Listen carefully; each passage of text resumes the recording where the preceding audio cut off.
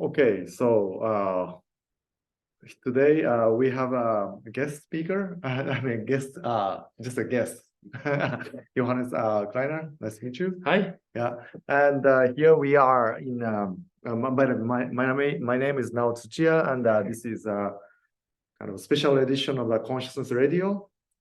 And Johannes invited me to Oxford Category Theory of Consciousness, starting from tomorrow.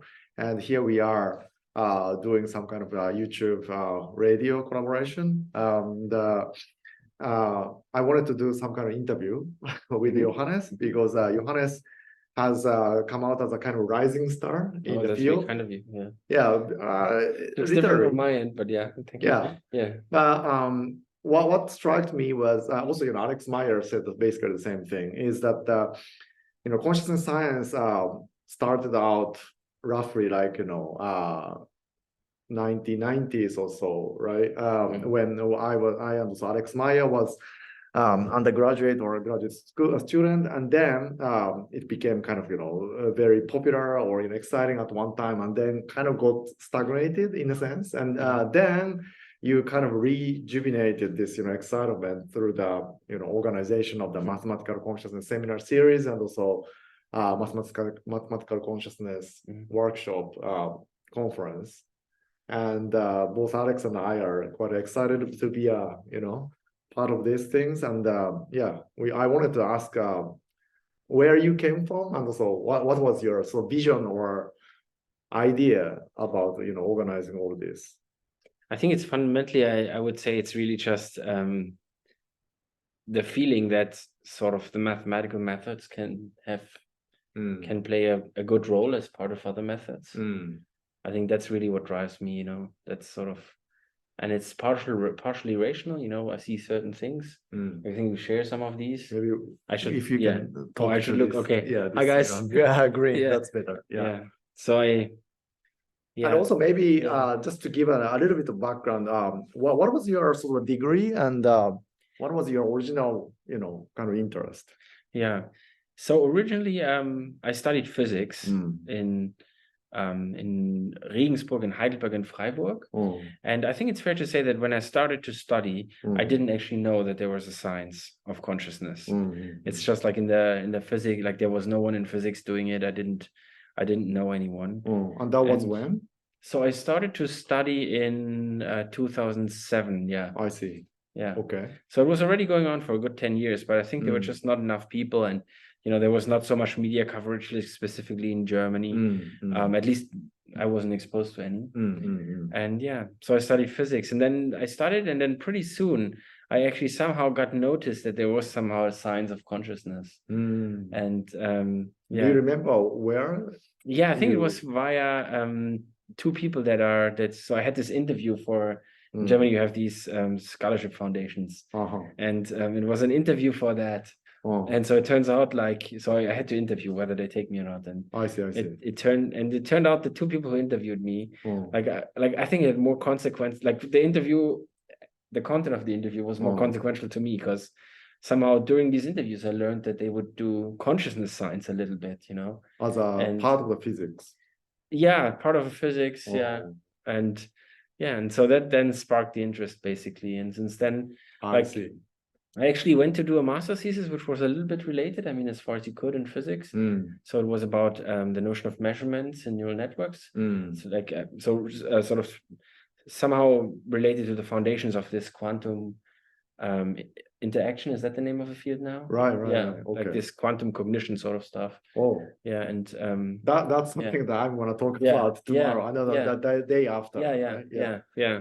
Interesting. Yeah. And so, but then I knew that's what I wanted to do. I knew I wanted to do consciousness science. And I actually could have done a PhD there, but I just had this feeling that I should really try to, exactly. Yeah.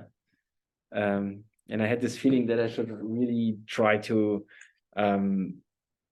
learn better math and more physics. I felt this was not rational. And so then I did a PhD in math, and I forgot all about consciousness for a couple of years, because it was kind of nice and exciting. And then during that math PhD, you learned also category theory. Yeah, formally. so in fact, so my PhD examination. So when I did a PhD, it was a bit old school. So you had an examination on your PhD topic, but then also you had an examination on topic which isn't supposed to be connected at all to what you did in your PhD, and you can choose that. And I choose the Saunders McLean book, category 3 for working mathematician.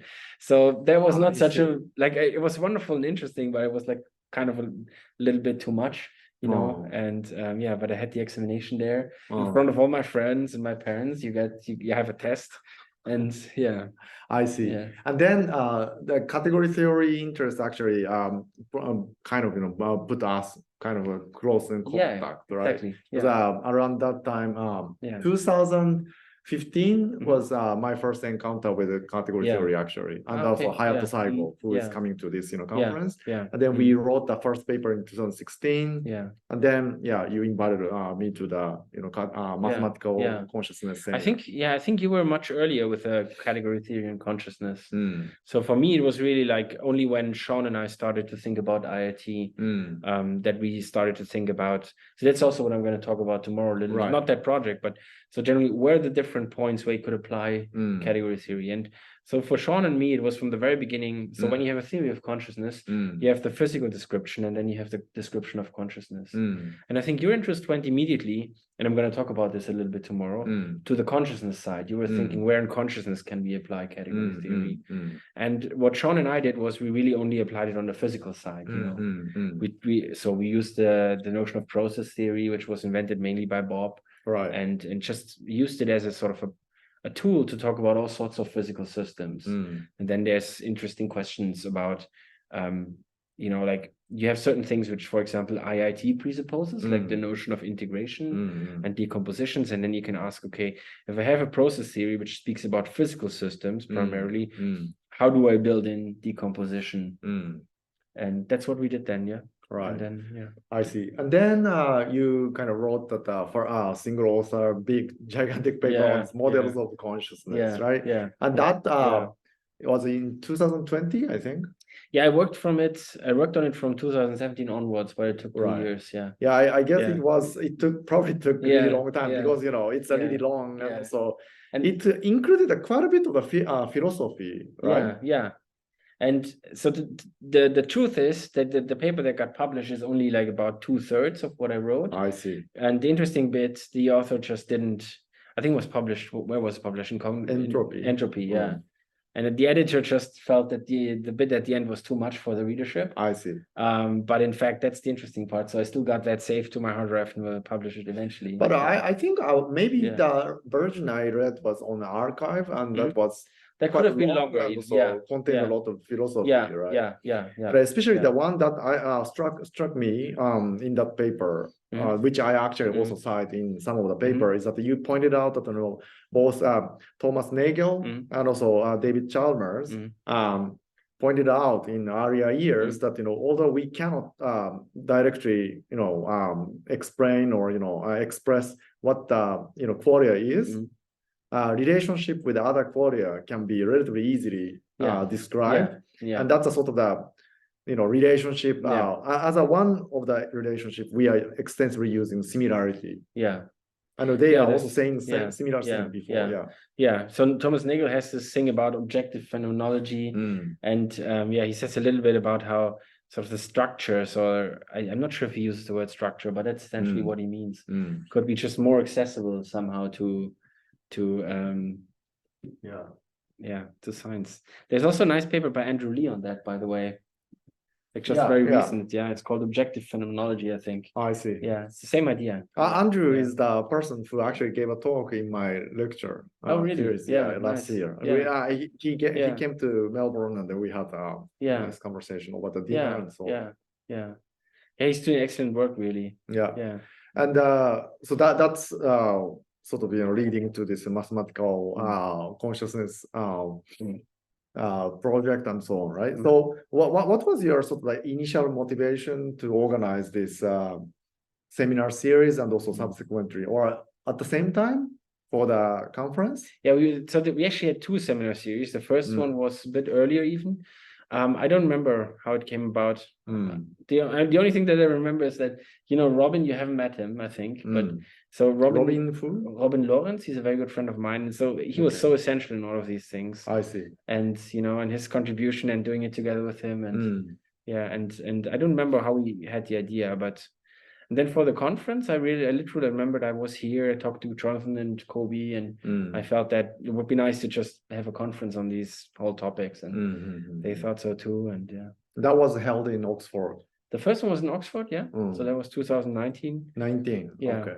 And from the very beginning, the idea was are we going to say what we're going to do? Or later? A bit later. Yeah, a bit later. Okay, anyway. But so there's this chasm, like I think we all know it, there are the people on the side of the ASSC, and then there are the people on the side of the TSC. And there's not a bad idea. Yeah. So this, I don't know. Yeah, it can be whatever. Yeah. Maybe. Okay. Maybe should I talk like this? Yeah, maybe. Yeah. Exactly. But then these are actually everywhere. Not on this side actually. I was actually thinking that. Okay. Go ahead. Anyway. Yeah. But sort of there's this chasm somehow, like where we and so from the very beginning, the idea was that sort of if you could, like, when you talk about mathematical tools, you could actually just talk about like it could be more open always. Like, for example, when we founded the ASSC, we put it in the constitution that you cannot be, like, you have to be neutral as long as evidence doesn't speak clearly in favor of either direction. And and that's in the ASSC's. I know, in the AMCS, I mean, AMCS minutes, So it's like like the institution, like, it has to remain neutral unless evidence speaks largely in favor of one thing rather than the other. I see. So if I, but I mean neutral also not only in that sense, but also like between IRT and other approaches like predictive processing, neutral in all these respects. And if I remember correctly, so I became a PhD student around 2000, and that was around the time of ASSC 4 or 3, Belgium. Oh, really? Yeah. Oh, and something like that. And then around that time, Tucson consciousness was probably even earlier. And then like 1994, 93 or something like that. And then by that time, there was already some kind of, reputation to make this one is in a sense, more conservative. Yeah. But more, so 1/3 is a neuroscience. Yeah. Like neuroscience, okay. Yeah. And then 1/3 is psychology. Yeah. And then 1/3 is a philosophy. Yeah.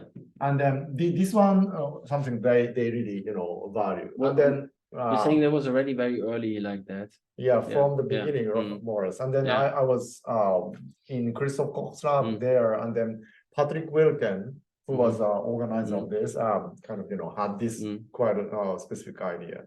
And then they also, had some kind of screening kind of procedure for the abstract that, when they talk too much about the religion or, spirituality or ESP or something like that, they filter out. Would you, just out of interest, would you say that it was also more physicalist? I would say that, that kind of philosophical point wise, there has been no, kind of, restriction. It's more to do with the empirical neuroscience or empirical psychological things to be as much as possible, more kind of rigorous in terms of science kind of, standard. And they tend to be more kind of open. Yeah.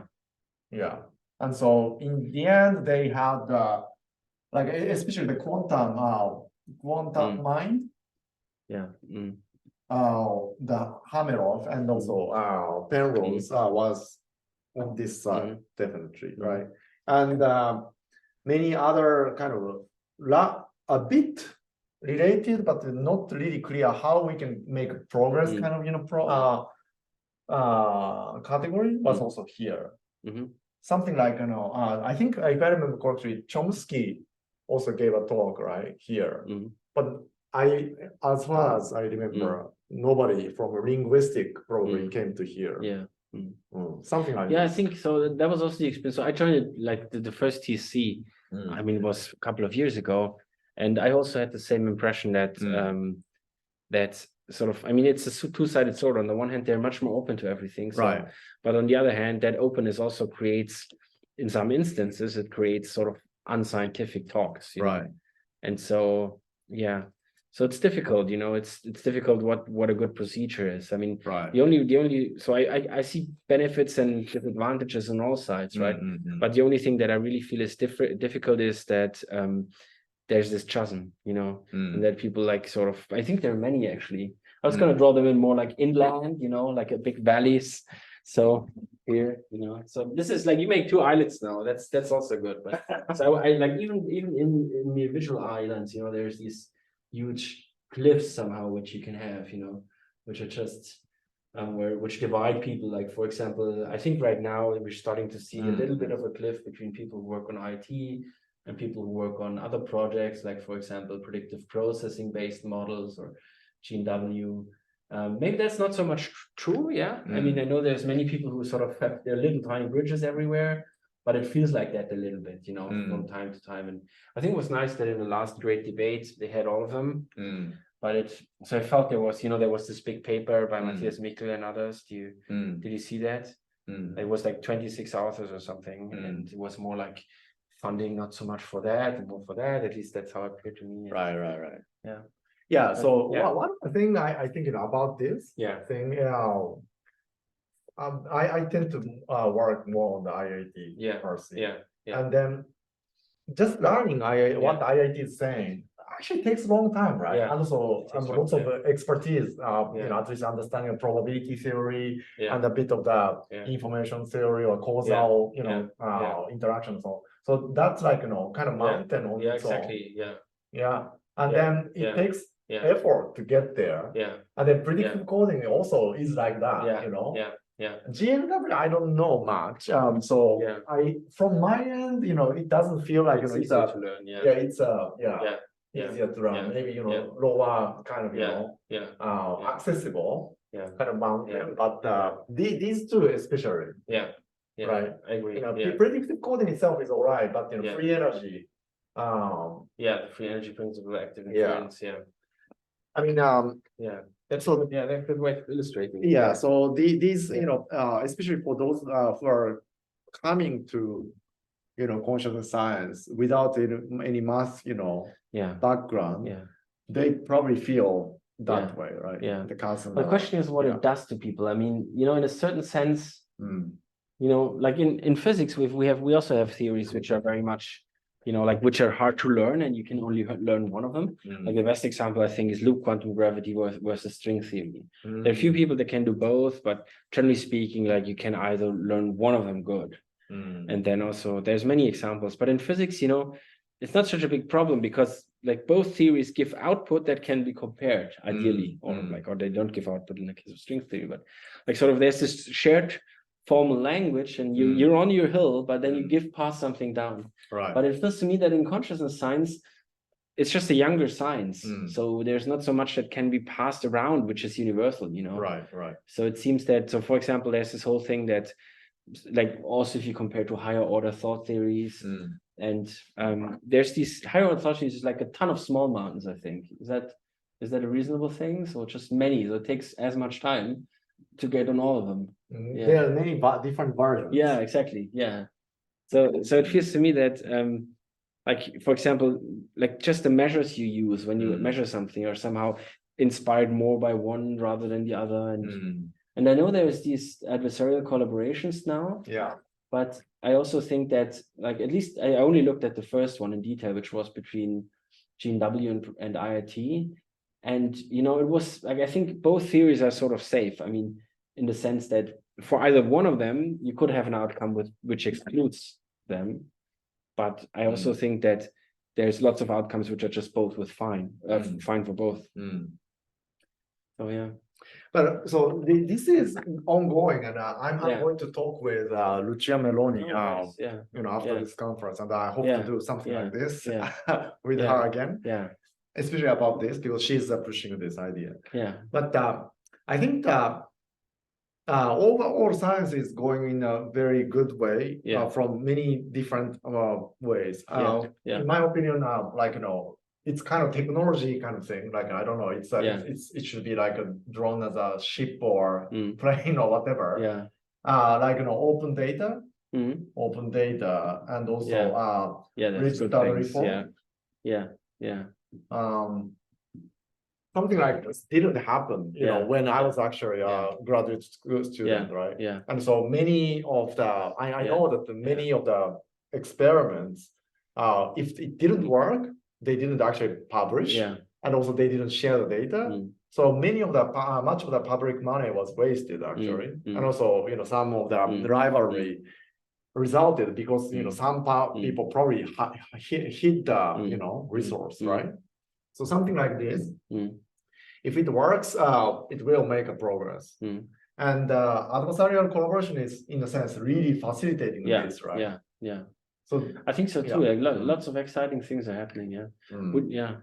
Do you think that we're gonna? So one thing I wanted to say, just because it's interesting. There's this guy called Jonathan Mason. So I mentioned him before, and he's just a wonderful person and doing so much wonderful work for the mathematical approaches in general.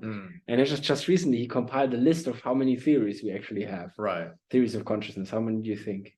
What's your guess? 40? Yeah, pretty exact. So we have 36. I think that was the number, if I remember correctly. I see. So it's just like counting many variants, which but like not variants of one theory, but counting many sort of people stick together stuff from different theories.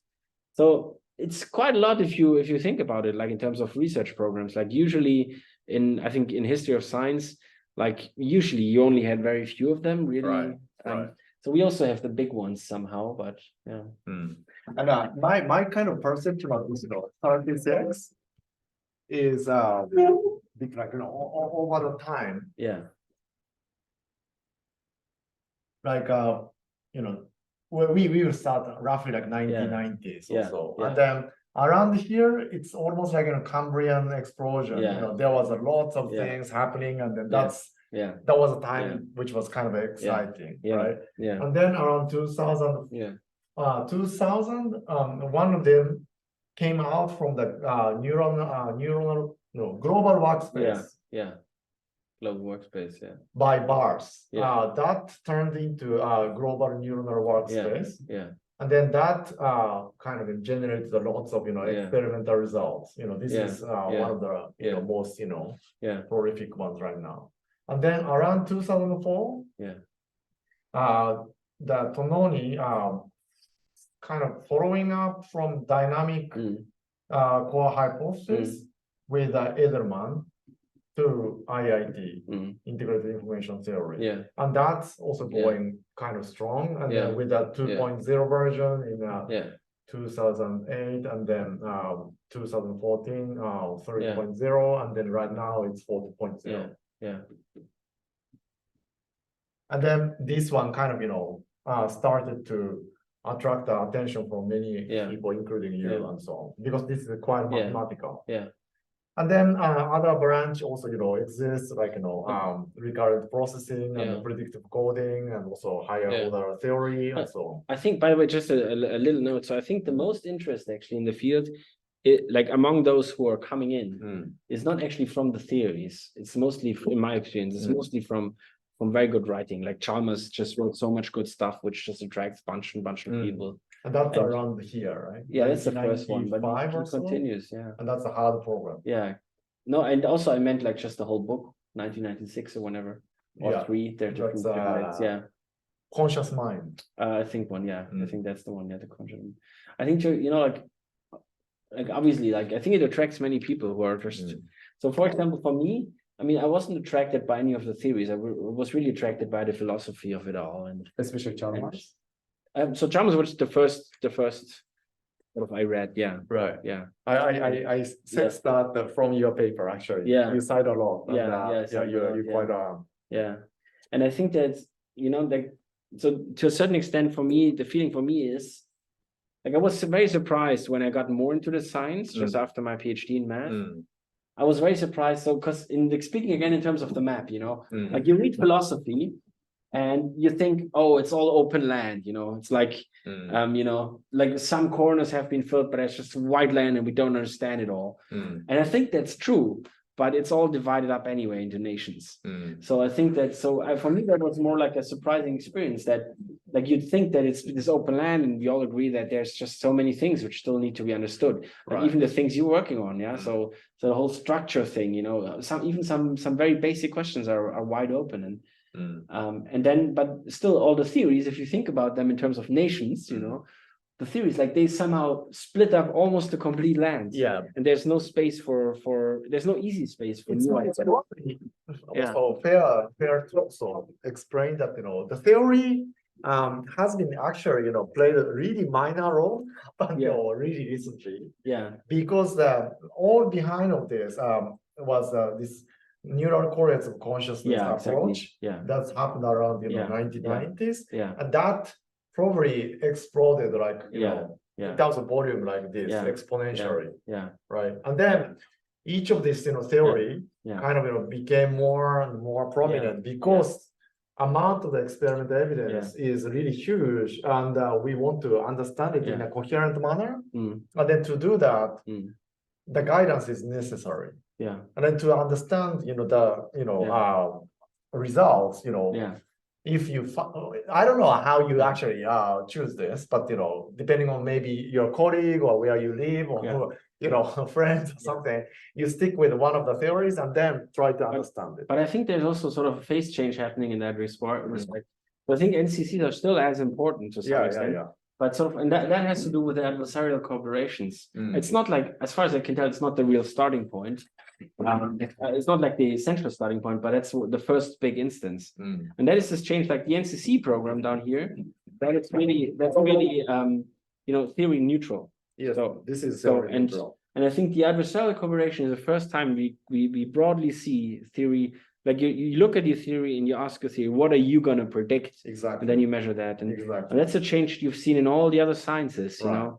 And that's just like sort of, if you like in some philosophical terminology, which is not universal, but you'd say, it's a step from an inferential perspective on science, meaning that you just look at your data and you're trying to infer something about consciousness, to this hypothetical deductivism where you say, I don't care about why Giulio came up with IT. Like, I mean, in fact, we do, but in this hypothetical deductive picture, which we have in physics for almost a century already, you say, well, it doesn't matter so much why you come up with a theory. The question is just what does it predict? And of course, in practice, it matters. People look at stuff like in IT and other cases and wonder about the reasons, but just the scientific methodology doesn't care about the reason. It just cares about prediction. Right. And I think that's a big game changer, really, where we really look at these theories and, and it just means like G&W, for example, it's not, so IT has this fancy space at the end of it, which somehow says something about experience, but G&W could have it too, and it wouldn't be so difficult. It's just that I think it's a matter of going with these other theories and basically stepping up their game and also become more predictive somehow. And and I think it's true, I think the point is, like for all of these theories, if you make them more predictive, there's certain choices you're gonna have to make in how you formulate it. Like how exactly do you go from the content of the workspace to the content of consciousness in the case of G&W? There are natural choices, but there are also unnatural choices. And I think the point is like IT has just been very bold in making these choices. Right. And that's why they're so far ahead, like in terms of math right now. And but I think that's so, like, since I asked you yesterday in the evening, like what's next, it feels like, I think you also said this in the introduction right now, that it feels to me sometimes like, there's many things going on, but there's somehow, where's this phase change where we're really going to see a big difference again? Maybe, like so far, it's fair to say we've always had more, just grew, more theories, more experiments. And where's this phase change where we're going to come down a bit, and maybe exclude some of the theories. And I think that's intricately related to prediction. But the prediction of what? That's the kind of question. And then what I kind of trying to in a sense introduce to this the land of this consciousness research is the gold standard. I don't know how I should actually draw it. This is a gold bars. Yeah.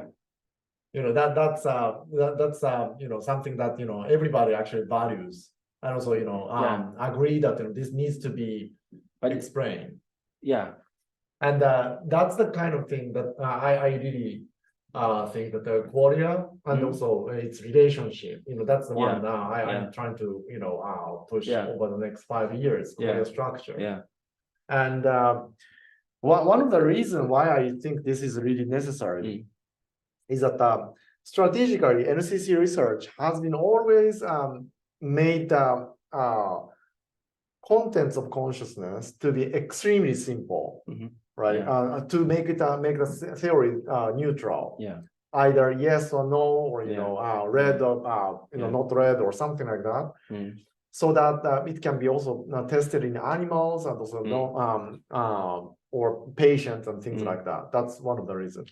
But the qualia, or the way we experience is not really binary, right?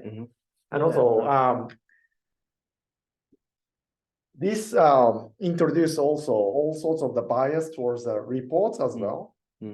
As long as we do the consciousness research, you always need to have the button press response.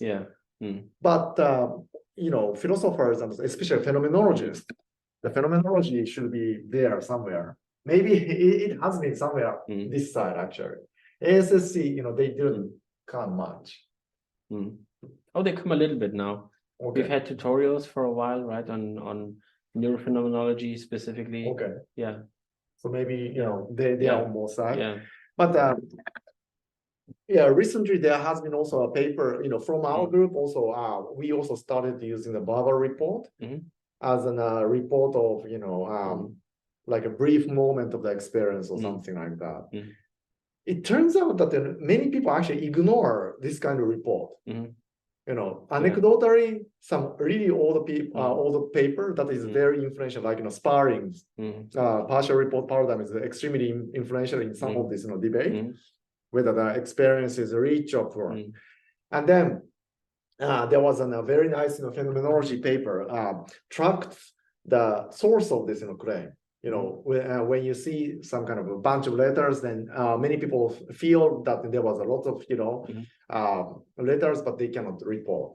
But the phenomenological validity or actual report from naive participants has not been actually tested even. And so but this is actually really fundamental to understand the consciousness, right? And then probably methodologically, really, people didn't actually do it. Partly because I think neurophenomenology, like proposed by Barrera, put a very high bar for doing this type of experiment. Like first, you need to train the people so that they can report the phenomenology accurately and also honestly and so on.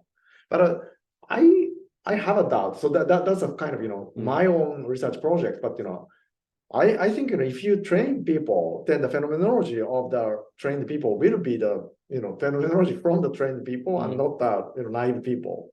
So I want to skip this training part, but instead using online experiment and then collect a huge amount of data to characterize the experience. And that also goes with this machine learning and also probably language modeling, like ChatGPT, which we probably will talk about, will be very useful to characterize this qualia structure using the language and the reports, but also from many people, and then to clarify what it is that they are seeing. Yeah, that's similar to what I think. So for me, the whole qualia structure is like for me, it's a mathematical structure of experience. And I also think that this is like an interdisciplinary, multidisciplinary thing. It's a mathematical thing, but in order to build it or even to understand it, you need the input from everyone. You need input from phenomenology, from introspection, from phenomenologized introspection from laboratory experiments, the kind of psychophysics things, neuroscience, theory, of course. And so I think I certainly agree it's intersubjective. For me, there's I do think that sort of there's still open methodological questions, like this paper with Tim, I think, which you mentioned, or did you see that? Tim Bain? No, Tim Ludwig. Oh, okay. Other Tim. Yeah. We called it like, what is the structure of mathematical experience? And like, so basically what we did is we looked at ways in which, like, sort of, you have some math, right? And I think we all agree that so for on first sight, the math is just like an abstract tool, a language we've invented. There's a bunch of different math, we can go on later about ontology and what we think about math and ontology, but it's just some language. On the other hand, we have conscious experiences. And what we need to do is we need to bring these two together somehow. Yeah, that's actually a big topic. Exactly. Yeah. And so what we've done is we looked at all the previous approaches and what sort of methodology they applied to bring these things together. And I think first of all, like, just like when you look at it, you see that somehow there's something missing, but then we were actually able to prove that there's like, if you do that, there's big problems. So what we end up saying is like the way that so far people mostly have thought about how to bring mathematical language and consciousness together, that part so far, that was more like you have a mathematical description of consciousness, but it's not yet the mathematics that are like intimately related, the mathematics that pertain to that consciousness. And so I just wanted to say that. So I think so basically what I'm saying is it's really interdisciplinary, even including math. So like there are some just mathematical questions like about these links sort of, which also need to be answered. And I think if we do that, and I think it can be done in a wonderful interdisciplinary way, then it might really sort of give us another sort of level of consciousness science. I mean, I have a different or interest in the language itself, and also the structure idea or Korea structure idea that we are proposing. For example, to characterize red, you need to have a relationship with all other colors, like red and also green and so on. And that is highly related to the idea of saucer and also semiotics of purse. Right. And these kind of relational idea,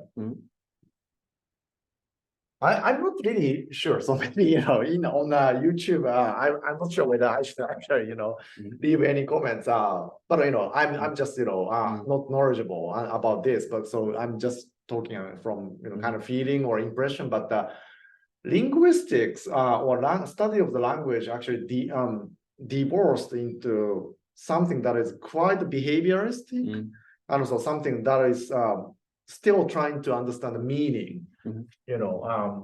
Quite early time, right? Meaning, and also grammar or grammar, whatever. The like Chomskyan kind of sort of behavioristic kind of study, and this part is still like kind of minority, right? Probably within the linguistic community, and these people who are following up this relational kind of idea of the language, and then still continuing to work also independently probably arrived into quantum linguistic kind of idea. Is that roughly correct kind of? I can't really judge. I know a little bit about that, but not enough. I think that the person about quantum linguistics is really Bob, who's going to speak first thing tomorrow. I think he basically invented that. And so, but the idea is to try to understand the semantics, meaning, right? Not really about the structure or the grammatical. Oh no, both. Yeah. Okay. Yeah. So you can represent language, like so you can represent words or sentences or whole bodies of sentences, like sort of whole text pieces. You can understand them by representing their grammatic in terms of the category, which a category which is very similar to the category you have in quantum physics. And then you can sort of compute the meaning of a sentence. It's really funny. Like it's like much like in quantum physics, you have this bracket notation, you know, and you put them together, you get a number. And so here it's a little bit different, like a little bit similar. You can represent your text eventually as like a bra, and then you can compare it with other things and which are a cat, and then you get like a number to tell you how good it matches. There's like a baby version of it, but yeah, but Bob is the expert there. I'm not an expert. I see. But I'm curious. So, what would you say is the biggest open question in the qualia structure idea? What is it? What do you say? Yeah. So that the first idea that I propose in the paper is that to characterize red, just saying red or this is like wine or something like that is never enough. And that's the reason, or part of the reason why Dennett, for example, said that qualia is not going to be scientific. It's ineffable. You cannot describe it as it is, right? But our idea is to, if you describe it, in relation to all possible qualia, not only the color, but all, even with the shape or even with the feeling and so on. Sure. Then the relationship between this, red, all the relationship is represented by this H red. If that is same as another thing, then it follows that this thing has to be the same as this. That's the idea of the unit of lemma. Exactly. And would you say that what you just wrote is a hypothesis? It is a hypothesis. And is it testable? And but the hypothesis is at the level of this thing. Actually. Yeah, sure. It's a hypothesis about consciousness, right? Hypothesis about consciousness. If this kind of relationship forms a category, then this has to follow. Mathematically. So I would say basically. So the hypothesis is that whether the qualia forms the category or not. So I think so. Like I'd say that these things are like let's pretend, or let's leave out a few details. But other than these details, I think it's more or less a question of now. So I would say it like this. So basically, like in a cat, so the question is like, if this is not true, then you have things in the category which are, because of UNITA, you have things in the category which are different, but isomorphic. So you can still have a category, but you can just have several dots. They're isomorphic, right? Which implies that they have all the same relations to everything else. So, but the question for me is like, even on the side of like just this statement here, like, do you think is that a testable statement or is it just an assumption about this? Not just this. So we have started to do something within color. Right. And then we are now starting to do something like this as well. And then also within this feeling and so on.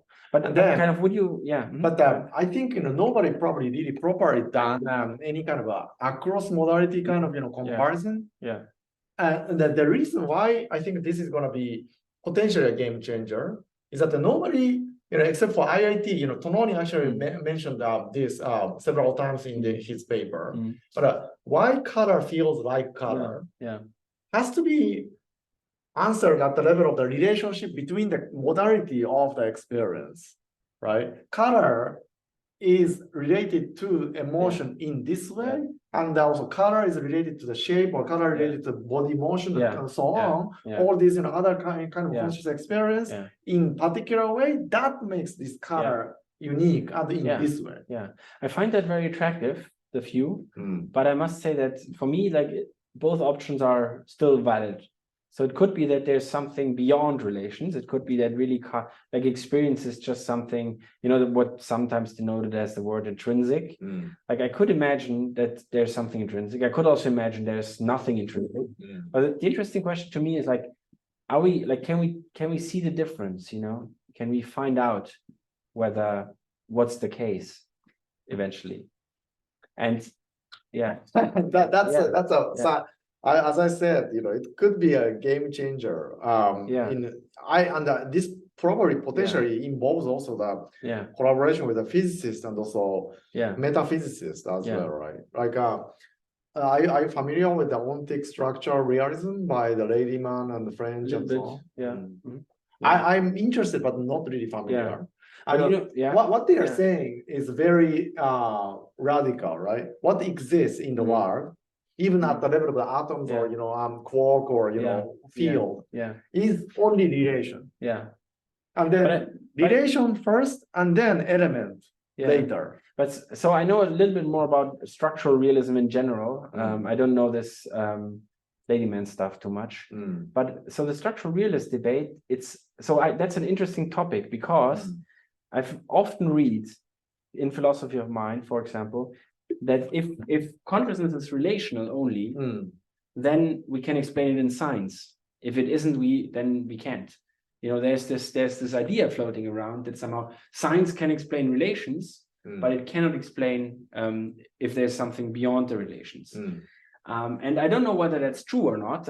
I'm a bit skeptical, but what I find very interesting is that the notion of relational that matters for us here, and I think it's the right one, is a different notion that matters in the structural realism debate. The structural realism debate is basically coming from the fact that you see successions of scientific theories. Like you see electromagnetism, and then you have quantum electromagnetism, or actually you have quantum theory and Dirac equation, and then you have eventually quantum electrodynamics. And sort of there's this whole debate in the philosophy of science. I mean, and age-old debate, it's very long, it still goes on. Like, how are we supposed to, how do we think about the relation between scientific theories, specifically in physics, and reality? And so in the context, and so then structural realism comes about and says, well, so there's all these pro and con arguments which are saying, well, we can't assume that the theories they converge towards reality. We can't assume that for various reasons. And then structural realism comes around and says, oh, look, but what we can see is that certain structures, they're repeated. So for example, I forgot the best example, but roughly speaking, you have in some older theory, you already have a structural relationship between something, and then that's being preserved as new theories come. You can show that in many individual cases. But the point is, when they say structure, when they say structural realism, they don't say relational realism. It's not a relation in a mathematical sense. It's also not a relation like here, but it's like the whole mathematical structure of the whole theory somehow, it's saying so that's as far as I understood, at least. So I find that very interesting, because I think also here, I think that's a very good picture for similarity. Going to talk about that a little bit tomorrow, but there's many more relations arguably between qualia. That's totally. And so we might end up having something which is more complex even than the physical state space. It should be. And so I think that's and then I think we're maybe on the same page here then. And then that's interesting whether that is really the thing that exists, as compared to So the whole structure. So what I mean, it's more about, for me, it's always more about the whole structure, the whole mathematical structure, as compared to just the pieces that fill in the structure. But in the sense, I'm probably more coming from the bottom up, and then you are coming from the top down, right? Most likely. But as I said, I'm not saying that color structure is that kind of the structure that explains everything. This is just a particular similarity relations, and also in this case, probably the feeling of a larger or bigger kind of thing doesn't exist, or even if it exists, it's in a peculiar way. It's not like a total order, a partial order. It only exists in terms of the brightness or something like that. Right? But inclusion relationships should be there to explain this phenomenon of the space and also potentially time. And other things should be possible. And then the quantum qualia hypothesis that I'm going to talk about today is even questions this notion of the relationship when you talk about presupposing this each of the element as an first realism. And then relation comes next. That's the thing that we are doubting. Each experience may be indeterminate. I think, and I like this bottom-up approach very much because it makes many questions so much more clear. So the question is basically like, are the relations a consequence of properties of qualia, or are sort of the apparent properties a consequence of the relations? Yeah, I think that's the question you're asking. In a sense, yes. Yeah. In a sense. In a sense, yeah. And in terms of what relation is, what science can examine, the statement that you made, right? Yeah. I cannot see the other way around actually, because from the science point of view first, right? Because unless there isn't a kind of effect or interaction that something has on the other things, you can't measure, you can't manipulate, you can even notice the existence of things. And that's something related to what we discussed yesterday at the dinner. So but we are not talking about here at the direct behavior output of the person. But like a neural activities, even if it's a result in doesn't result in the output behavior, as long as change in conscious experience is related to some kind of change in the physical, either structure or activity state or whatever, then we can totally do the science, right? Because there isn't an interaction, but inference, relations. No, I agree with that. But what I meant to say is basically, so let's see if I can explain that well. So what I meant to say is like, in science also, you have this question about everything being relational, right? But I'm not sure if that's even the word that's being used. But the important point is that in science, it's not relational in, like, I think we agree on this, but I'm just saying it anyway. It's not relational in this sense, but it's more like, so the idea is you have all this sort of equations, and and somewhere there's, for maybe let's say a psi of E in there, and then the equation goes on, and then you have another equation. There's also the psi of E, usually it's some sort of current form, and then there's more stuff, and so it's clear that sort of, like, you don't know what psi of E is, or maybe there's a mass in here. You don't know what mass is. All you know is how it relates to all other stuff. But when one says that in that way, what one really means is like the mathematical structure, the whole mathematical structure. That's the idea, is that's what's meaningful. That's what makes the difference. And you can't, of course, I don't know what mass is. I other than sort of doing these things in these sort of contexts and these equations. And so what I'm saying is, so that is meaningful to me, but that's more on a systems of equations level. Right. And whereas if people, I'm not saying you, but people, if they sometimes have these ideas where they literally say, here's blue and here's green, and then there's, actually in this case, maybe not, so there's green, blue, and then you have sort of a similarity relation between these two, and they say, well, that's something that science can explain. And then it can explain the individual parts. Then this is a statement which is loosely analogous to that one, but not the one that's meant. Like the idea would be like, maybe to just translate this. So if I had a system of equations or some other law where I had sort of, let's just say it's something, let me call it intensity of blue as a real variable, just to be silly, and then I'd had intensity of green as a real variable. And then I had another equation where maybe there would be again the intensity of green and the intensity of blue, then we're all fine, there's no problem in, like, as long as these things play a role, we're fine in explaining them. So I think there's this sort of, that what happens often is there's one way of thinking about things that get transferred to another way of thinking about things. And this way it's just much more specific, And I don't think that it's true to say that you can only, like, in this specific context where you have colors and similarity relations, I don't think it's true to just say science can only explain this relation. But I think the meaning behind that statement is true, which is that obviously we can only explain things that somehow make a difference and are connected. Like, that's sort of what I meant. Maybe, as a sort of bridge between these two specific. Shall we take a break? Oh yeah, maybe it would be good. Yeah. Okay. Yeah. Thanks.